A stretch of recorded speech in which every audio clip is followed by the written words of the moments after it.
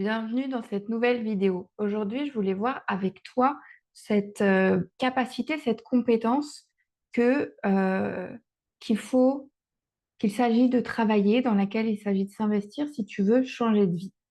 L'enjeu de ces épisodes, c'est véritablement de te reconnecter au mode croissance, à la vie, et vraiment de sortir du mode survie, de la peur, des conditionnements. Et quand on voit à quel point il est dur de se changer soi-même, on a un peu plus d'indulgence envers les autres. Les règles du jeu. Les règles du jeu, pour moi, c'est simplement de vivre ici et maintenant. Ça m'a aidé à sortir du mode survie, ça m'a aidé à voir les choses différemment. On l'a vu dans les vidéos sur le système nerveux, sur la physiologie. Le corps nous envoie des informations, il est comme bloqué dans le passé. Donc, on peut prendre le problème à bras-le-corps à travers une pratique corporelle ou à travers des prises de conscience aussi, hein, voilà, à deux niveaux. On peut faire les choses à deux niveaux. Donc aujourd'hui, par rapport à nos croyances, à ce système, hein, qui souffre, à cette souffrance qui est là, l'enjeu ici, c'est vraiment de remettre du sens pour éradiquer la souffrance, d'accord? De comprendre ce que c'est le mode survie et de recommencer à croire que c'est possible de s'en sortir et de recommencer à multiplier les expériences de vie positives. Donc les règles du jeu, tout simplement, ça a été de me redire, OK, qu'est-ce que je peux faire ici et maintenant? J'ai croisé des titres de livres, voilà, simplement des phrases qui m'ont inspiré, que je vais te donner et qui m'ont réouvert l'esprit, qui ont réouvert comme un espace en moi qui n'y croyait plus. Hop, les portes se sont réouvertes. Je pense à ce livre, je crois que c'est des contes zen. Ça s'appelle Utilise ce que tu es. C'est comme faire ici et maintenant. Qu'est-ce que je peux faire ici et maintenant? C'est comme cette phrase de Marc Aurèle, donne-moi le courage de changer les choses que je peux changer, la sérénité d'accepter celles que je ne peux changer et la sagesse de distinguer entre les deux. Je parle avec beaucoup d'hypersensibles, d'hyperempathiques, et c'était, voilà, je vais parler que de moi, dans ma famille aussi, des, des, des croyances, j'étais constamment en lien avec des systèmes vraiment en mode survie, quoi, des humains en mode survie, avec, tu sais, on allume le journal télévisé, c'est beaucoup, beaucoup de violence, beaucoup de peur. On a des conversations avec des gens stressés, hop, c'est comme si c'était à nous, en fait, comme si ça nous appartenait. Donc, voilà, des systèmes énormément très stressés. Et moi, euh, par rapport au challenge limite, au travail que je fais sur le syndrome du sauveur, j'ai découvert en fait que j'étais comme une espèce de système nerveux sur pattes. Les gens, ils venaient auprès de moi pour co-réguler. Parce que j'avais l'air de... Je devais... voilà, t'as une lumière en fait, t'as quelque chose en toi. Et tant que t'en as pas conscience, bah, les autres, ils vont venir se servir, ils vont se co-réguler auprès de toi. Mais toi, si tu sais pas remettre de la sécurité dans ton système, bah, ils vont venir sans arrêt et toi, tu vas t'épuiser, tu vas t'éteindre. Donc, en remettant du sens, en, en accédant à des nouveaux niveaux de conscience, avec toutes les connaissances, avec toutes les informations, les clés que je te partage, tu vas pouvoir petit à petit désengrammer, déprogrammer le mode survie et repasser en mode croissance. Et donc, l'enjeu, c'est de se remettre toujours comme si c'était une nouvelle vie chaque matin, par exemple. Ici et maintenant, qu'est-ce que je peux faire? Et alors, il y a plusieurs sujets. C'est que, voilà, pour le sauveur, il n'existe pas. Il n'existe que par rapport aux autres. C'est quelqu'un qui va toujours dire qu'est-ce que tu veux faire dans la vie. Il va toujours répondre, je veux aider les autres. Et si tu lui demandes s'il va bien, il ne sait pas forcément répondre, oui, tout va bien. Il ne sait pas où il commence, où il s'arrête. Et il ne sait même pas s'il a des besoins. Donc, c'est quelqu'un qui s'oublie, et qui fait que réguler les autres, finalement, s'occuper du bien-être des autres. Mais c'est un sujet plus à part. Simplement, là, pour éradiquer la souffrance, c'est vraiment ça, c'est de partir de qui tu es et de ce que tu peux faire aujourd'hui. Et donc, est-ce que, bah voilà, si tu es épuisé, ça va commencer par apprendre à prendre soin de ses besoins, apprendre à se reposer, apprendre à bien se nourrir, apprendre, voilà, qu'il existe plusieurs types de repos, le spirituel, le sensoriel, le créatif, etc. Que euh, si ton arrosoir est vide, tu vas pas pouvoir aller arroser les autres, tu vas pas pouvoir changer le monde si toi, tu es complètement épuisé. Si tu es dans la souffrance, pareil, il y a une espèce de miroir autour de toi qui se crée. Quand on souffre à l'intérieur, mais qu'on ne se l'avoue pas, on va avoir de la souffrance autour de nous. C'est quelque chose qui va nous activer. Et donc, c'est cet inconscient qui va nous faire réfléchir, ruminer, rentrer dans le brouillard mental et qui va, en fait, ça essaye de nous dire qu'il faut que ça remonte à la conscience et qu'il faut qu'on arrête de se cacher les choses et qu'il faut qu'on commence par s'occuper de la souffrance qui est à l'intérieur de soi. Je t'avais raconté cette histoire où j'étais maître nageur, j'étais au bord du bassin, je surveillais. La dame, elle sort de l'eau, elle glisse par terre. Ça glisse toujours à la piscine, il faut faire très attention. Et elle s'est fait mal au genou. Mais elle reste couchée par terre et elle pleure. Et en fait, j'ai senti qu'il y avait des années de libération émotionnelle. Elle était en train de pleurer, bien plus que pour son genou, mais voilà, il y avait de la honte, de la colère, de la tristesse. C'était un immense, immense. Voilà, il y avait des années de pleurs qui étaient là en train de sortir, de se libérer. Et je n'ai pas pu ne pas la prendre dans mes bras et je n'ai pas pu ne pas pleurer.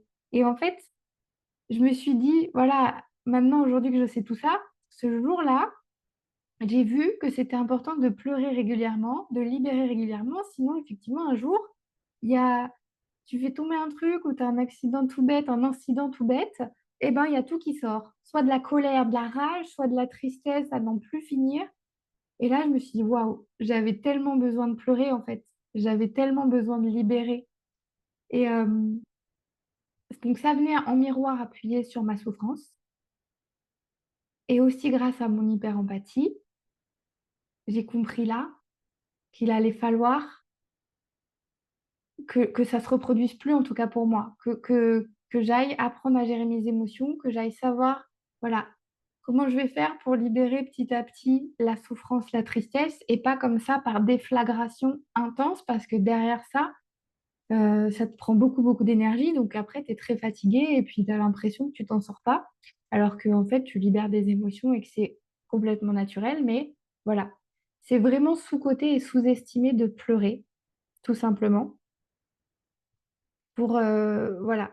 S'il y avait une chose à faire, d'accepter les règles ici, c'est de savoir comment ça marche un humain profondément, c'est quoi des besoins, comment on fait pour s'occuper de soi et comment je vais faire pour guérir ou en tout cas avoir conscience de ce qui se passe à l'intérieur de moi pour ne plus me laisser manager par j'aimerais qu'il y ait la paix dans le monde, il y a trop de souffrance, il n'y a pas assez de sagesse, j'en sais rien. Les phrases qui te... T'as énormément d'informations aussi quand tu t'écoutes, hein. Si t'es épuisé, tu as besoin de repos. Si tu es une éponge émotionnelle, tu as besoin d'apprendre à te distancier des émotions. Ça, c'est le sujet d'une autre vidéo. Euh, voilà, ne plus confondre la distance physique, hein, se replier, s'isoler et la distance émotionnelle. Ok, ben, je sais que je peux me détacher des émotions des autres parce que j'ai conscience de ce qui se passe à l'intérieur de moi, donc ça va plus venir m'activer en fait. Donc ce serait ça, faire avec qui tu es, faire avec ici et maintenant, savoir comment ça fonctionne un humain. Et les règles, c'est aussi le temps, c'est aussi l'argent. Il y a beaucoup, voilà, je travaille beaucoup moi sur le syndrome du sauveur. On a beaucoup, beaucoup de mal à recevoir. Donc, il y a beaucoup de croyances sur l'argent. Il y a beaucoup de fermeture parce que je suis sans cesse en train de donner et j'ai du mal à recevoir, à m'accueillir, ne serait-ce que mes émotions, mes besoins, me comprendre, me reconnaître, me respecter, me parler avec autant d'amour que j'aime tout le monde, hein. Est-ce que j'ai un dialogue intérieur très dur, très critique? Voilà, d'accepter les règles qui sont là autour de nous. C'est comme si tu démarrais une partie de jeu, de n'importe quel jeu, et que tu dis non, moi je veux jouer avec les autres règles là que personne connaît. Ben, à un moment, je me suis dit non, va falloir que tu rentres dans le jeu avec les règles du jeu et que tu acceptes que la partie qui se joue là, il y a ces règles-là. Par contre, dans ce cadre-là que j'accepte, ça ne veut pas dire que je suis d'accord, ça ne veut pas dire que c'est OK pour tout. Dans cette acceptation, dans ce cadre, je me sens hyper plus libre et plus puissante maintenant que les règles, elles sont claires. Tu sais, c'est comme les premières parties. À chaque fois, on fait une partie pour du beurre, le temps que tout le monde comprenne bien les règles et tout le monde comprenne bien comment il va pouvoir un peu mettre les règles à sa sauce. Parce qu'il y a une règle pour tous, mais alors il y a chacun son interprétation derrière. Donc vraiment, voilà, c'est subtil. C'est accepter le jeu, accepter qu'on est dans un corps humain avec deux bras, deux jambes et que ta journée, elle fait que 24 heures et que tu n'as que tant de points d'énergie ou voilà, tu vois les choses comme tu veux. Et il va falloir jouer selon les règles, mais tu as le droit à ton interprétation. Et c'est là que ça devient fun et c'est là que c'est une sensation globale de plaisir chargée de sens. C'est ça la définition du bonheur. Et donc, tu vas jouer selon les règles, mais tu vas pouvoir interpréter les choses à ta manière. Et c'est en ça que tu deviens puissant, puissante. C'est ta vision unique, c'est ta manière de voir les choses, c'est ta manière de vivre ta vie. Par exemple, ce qui me vient là, c'est toutes les manières qu'il y a de vivre un accouchement. On va tous peut-être voilà, aller à l'hôpital, euh, euh, procéder à l'accouchement et tout. Bah, quand tu regardes les émissions là, sur les accouchements, il y a autant d'accouchements que de personnes qui sont venues accoucher et que de couples qui ont attendu un bébé. Il y a ceux qui dansent, il y a ceux qui rigolent, il y a ceux qui se crient dessus, il y a ceux qui... Voilà, c'est ça. Tu as accepté la règle, l'argent, le temps, le corps humain, les besoins, ta physiologie, etc. Maintenant, tu vas pouvoir t'éclater, quoi. Maintenant, tu vas pouvoir prendre plaisir. Mais si on commence pas par la base, forcément, le jeu, il n'est pas rigolo. Tant que j'ai pas compris les règles, moi, je m'amuse pas à jouer. Voilà ce que je voulais te dire. Et la clé ici, c'est voilà, à chaque instant, c'est qu'est-ce qui est, ok, les règles et tout machin, qu'est-ce que je veux, ok, moi j'aimerais mieux comme ça, et qu'est-ce que je fais? Et à chaque fois, en fait, tu reprends des mini-décisions, tu fais des petits pas au quotidien qui te remettent en confiance en toi, qui te refont te reconnecter à toi et qui te... Voilà. C'est les trois piliers de la méthode hein, que je vous transmets dans Empath Flow. C'est pour faire de l'hypersensibilité une force, arrêter de subir sa vie, reprendre goût à la vie. C'est vraiment faire la clarté pour avoir confiance en soi, en la vie, en les autres, pour avoir des belles connexions. Et c'est un cercle vertueux parce que ça commence aussi par la connexion à soi, à ce qui fait sens pour toi, à ce qui te met en joie, pour aller faire de la clarté sur ce que tu vas faire, quel est ton prochain pas, etc., pour avoir de la confiance, etc. La boucle est bouclée. Et donc, c'est vraiment ça aujourd'hui, s'il y avait un truc à retenir, c'est de s'approprier les règles et aussi d'avoir profondément cet engagement envers soi et d'avoir ce courage d'être soi. Le courage d'être soi, c'est aussi un nom d'un livre de développement personnel. J'ai oublié l'auteur, je le mettrai dans la description. Voilà, c'est de, bon, ok, là, il y a la règle, mais est-ce que ça fait sens pour moi, quoi? Ok, je suis maître nageur, je vais travailler, ça paye, il faut qu'il y ait marqué CDI sur un papier pour que je puisse aller faire un prêt à la banque pour acheter une maison, un appartement. Ok, je joue le jeu, je rentre dans le jeu, ok. Je suis maître nageur, je m'épuise, voilà, je sais que dorénavant, je pourrais assurer mes besoins d'une autre manière où j'ai confiance en moi et tout ça. J'ai le courage de changer de voie, de changer de vie.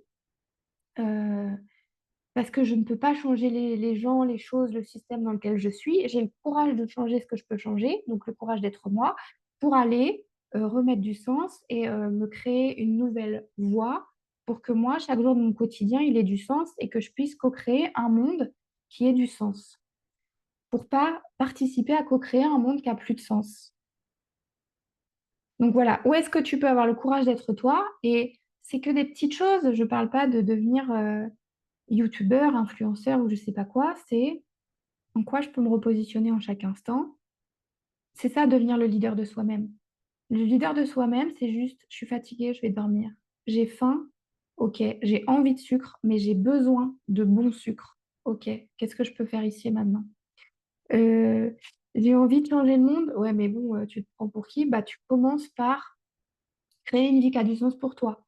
Être quelqu'un avec qui tu as envie de passer du temps déjà, avoir une belle relation avec soi, un dialogue intérieur qui te fasse du bien, qui soit en autocompassion, qui t'inspire, qui, voilà. Faut être déjà son meilleur, sa meilleure amie.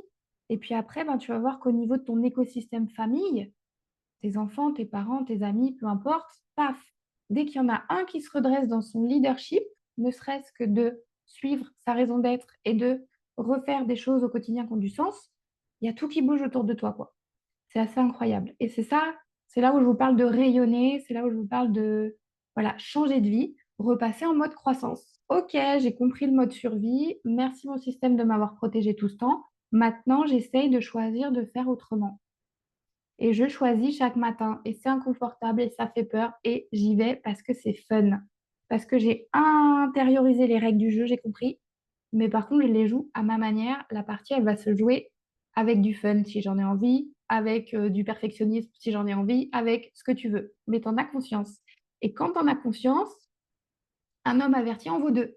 Tu sais que ton empathie, c'est un don. Tu sais que le leadership, c'est comme ça. Tu sais que tu vas influencer les gens et qu'ils vont venir se servir et prendre de l'énergie. Donc, tu vas mettre des limites et mettre un cadre parce que tu sais te protéger, parce que tu sais que si ton arrosoir est vide, il n'y a plus d'eau ni pour toi ni pour personne. Et toujours encore, un cercle vertueux. On sort de la boucle de la survie pour repasser en mode la vie est belle. Et donc, c'est là où j'ai compris aussi que si la douleur est inévitable, chaque personne autour de nous a connu de la douleur, mais la souffrance est optionnelle. Certains d'entre nous arrivent à transformer. Certains d'entre nous voient des opportunités d'apprentissage, de grandir, des leçons, etc., etc. Donc voilà pour aujourd'hui sur accepter les règles du jeu. J'espère que c'était clair. Si tu as des questions, tu m'écris. Prends bien soin de toi et à très bientôt.